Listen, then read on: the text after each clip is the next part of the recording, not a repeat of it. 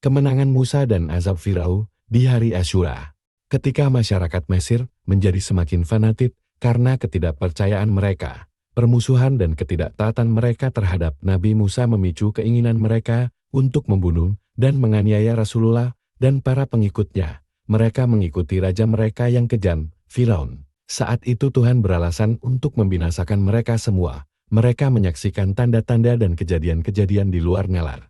Peristiwa muncul dari jalur alamiahnya, dan itu masuk akal. Namun, mereka tetap tidak mau berhenti, tidak mau mengerti, dan tidak mau kembali kepada Allah. Berkat kekuasaan dan otoritarianismenya, Firaun menekan umatnya untuk mengingkari kebenaran yang dibawa oleh Nabi Musa. Oleh karena itu, tidak ada seorang pun yang beriman kepada Musa kecuali para pemuda kaumnya Musa yang takut bahwa Firaun dan para penguasa kaumnya akan menyiksa mereka. Sesungguhnya Firaun sedang menjalankan monopolinya dari mereka yang melanggar hukum.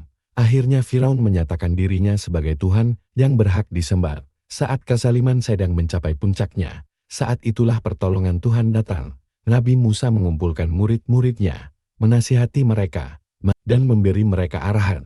Musa berkata, "Umatku, jika kamu percaya pada Tuhan, percayalah hanya kepadanya. Jika kamu benar-benar seorang yang berserah diri." Mereka menyikapi ucapan Nabi Musa dengan jawaban yang menenangkannya. Lalu mereka berkata, "Kami beriman kepada Tuhan.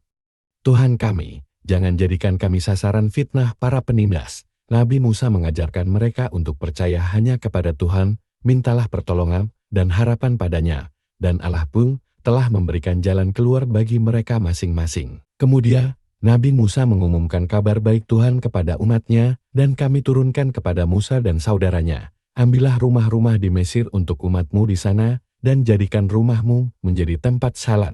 Jadikanlah mereka tempat salat dan membahagiakan orang-orang beriman." Allah mewahyukan kepada Nabi Musa dan saudaranya Harun alaihi salam bahwa beliau dan kaumnya sedang membangun rumah yang berbeda dengan rumah orang Mesir pada umumnya. Pasalnya, ketika ada perintah keluar dari Mesir, mereka lebih mudah saling menginformasikan. Perhatian. Selain pertolongan Tuhan berupa mukjizat, Nabi Musa juga melakukan upaya nyata semacam ini. Kemudian Allah memerintahkan, "Jadikanlah rumahmu sebagai tempat salat, dirikan salat, dan bahagiakan orang-orang yang beriman." Mujahid berkata, artinya pertolongan Allah kepada mereka yang dalam bahaya, kesusahan dengan banyak berdoa, sabar dan doakanlah orang yang membantumu, dan sungguh berat sekali, kecuali orang yang rendah hati, dan Rasulullah, jika ada masalah akan segera mendoakan. Doa mempunyai pengaruh yang besar dalam kehidupan ini dan akhirat selama bertahun-tahun. Nabi Musa dan para pengikutnya dengan sabar dan menghibur diri dengan iman kepada Tuhan dan kepercayaan, mereka selalu meningkatkan hubungan mereka dengan Tuhan. Mintalah bantuannya dalam doa mereka. Di sisi lain, Firaun dan para pengikutnya semakin menentang dan memusuhi kebenaran. Nabi Musa selalu berdoa kepada Allah.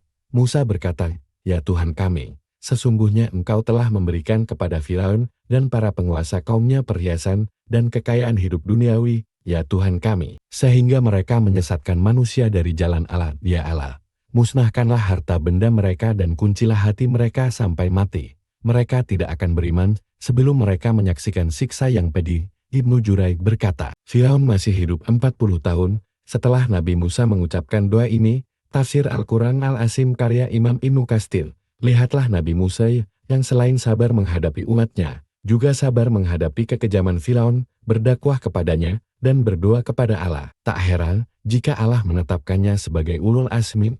Tuhan berkata, "Itulah sebabnya kalian berdua mengambil jalan yang benar dan jangan pernah mengikuti jalan orang yang tidak tahu." Tuhan mengizinkan Musa dan murid-muridnya meninggalkan Mesir menuju Syria. Mendengar kabar kepergian Musa, kemarahan Firaun semakin bertambah. Ia mempersiapkan pasukannya untuk mengejar Nabi Musa dan para pengikutnya. Peristiwa ini dicatat oleh Allah dalam Al-Quran, dan kami turunkan kepada Musa, "Masuklah ke dalam malam bersama hamba-hambaku Bani Israel, karena sesungguhnya kamu semua akan diawasi." Maka Firaun mengutus orang untuk mengumpulkan tentaranya di kota-kota. Firaun berkata, "Sebenarnya mereka Bani Israel, sebenarnya kelompok kecil, dan kenyataannya mereka melakukan hal-hal yang membuat kami marah. Tapi kenyataannya kami adalah kelompok yang selalu waspada." Maka kami keluarkan Firaun dan kaumnya dari taman-taman dan mata air, serta dari perbendaharaan dan kedudukan yang tinggi. Benar sekali, dan semua itu telah kami berikan kepada Bani Israel. Dengan demikian, Firaun dan pasukannya dapat mengejar mereka saat matahari terbit. Ketika Firaun dan pasukannya berhasil mengalahkan Nabi Musa dan para pengikutnya, para pengikut Nabi Musa berkata, "Memang benar, kita akan benar-benar mengejar ketinggalan." Mereka mengatakan demikian karena mereka melihat jalan pantai di depan mereka. Mereka mengeluh kepada Musa. Lalu dia menjawab, Musa menjawab, "Jangan pernah mengikuti, sesungguhnya Tuhanku bersamaku, dan dialah yang memberi petunjuk kepadaku kelak." Nabi Musa mengucapkan ungkapan-ungkapan yang kuat dengan makna yang jelas, tunjukkan pemahaman yang mendalam dan kepercayaan pada kasih karunia Tuhan. Perkataan seorang pemimpin membantu meyakinkan orang-orang dalam menghadapi kesulitan. Situasi saat itu sungguh memprihatinkan. Tidak ada jalan yang tidak bisa dilintasi, tidak ada orang yang bisa dimintai bantuan, dan Firaun adalah orang jahat yang tidak bisa dimaafkan. Sementara itu, waktu terus membuat jarak antara para Firaun semakin dekat. Dalam keadaan seperti itu, Nabi Musa tetap tenang dan yakin bahwa Tuhan akan membantunya.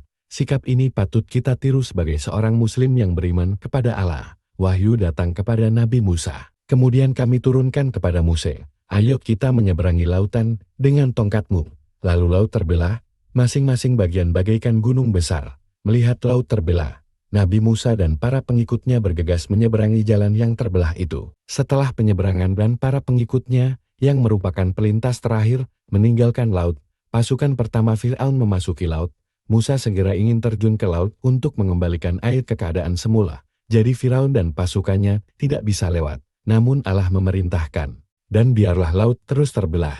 Memang benar, itu adalah pasukan yang akan ditelan. Melihat tanda kebesaran Allah dan mukjizat Musa dengan terbelahnya laut, Firaun sadar bahwa itu adalah kekuasaan Allah, bukan keajaiban Musa. Tapi itu membunuh harga dirinya. Dalam situasi seperti itu dia tetap berkata, "Lihat, bagaimana laut surut, membungkuk di hadapanku. Aku akan menangkap dua orang hambaku Musa dan Harun yang memberontak terhadap aku." Firaun dan pasukannya bergegas menyeberangi lautan untuk menghancurkan mereka. Ketika mereka semua memasuki laut, Allah memerintahkan Musa untuk memukul laut dengan tongkatnya. Musa melaksanakan perintah Tuhannya. Laut kembali normal. Tuhan berkata, "Dan kami selamatkan Musa dan semua orang yang bersamanya, dan kami tenggelamkan kelompok yang tersisa." Tidak percaya, tidak ada orang percaya yang tenggelam, dan tak seorang pun dari Firaun dan pengikutnya bisa diselamatkan.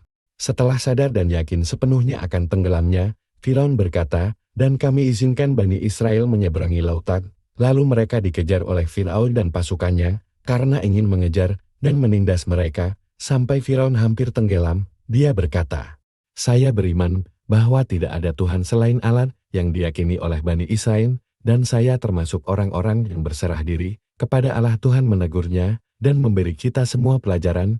Mungkinkah ketika kehidupan ada di tenggorokan dan kehancurannya benar-benar nyata? Apakah ada yang menyadarinya?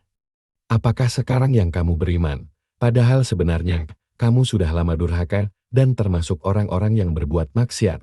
Tuhan menetapkan hukum dan hancurkan para pelaku kejahatan. Maka pada hari ini, kami selamatkan jasadmu, agar engkau dapat menjadi pelajaran bagi orang-orang setelahmu, dan sesungguhnya sebagian besar manusia acul terhadap tanda-tanda kekuatan kami.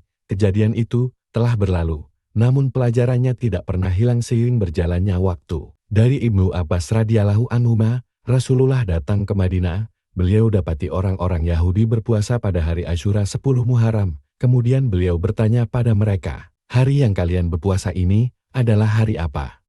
Orang-orang Yahudi itu menjawab, "Ini adalah hari yang sangat mulia, ini adalah hari di mana Allah menyelamatkan Musa dan kaumnya. Ketika itu pula Firaun dan kaumnya ditenggelamkan. Musa berpuasa pada hari ini dalam rangka bersyukur. Maka kami pun mengikuti beliau berpuasa pada hari ini." Kemudian Rasulullah bersabda, "Seharusnya kami lebih berhak dan lebih memilih mengikuti Musa daripada kamu." Kemudian Nabi memerintahkan umat Islam untuk berpuasa. Walau alam bisyawab, hanya Allah lah maha mengetahui.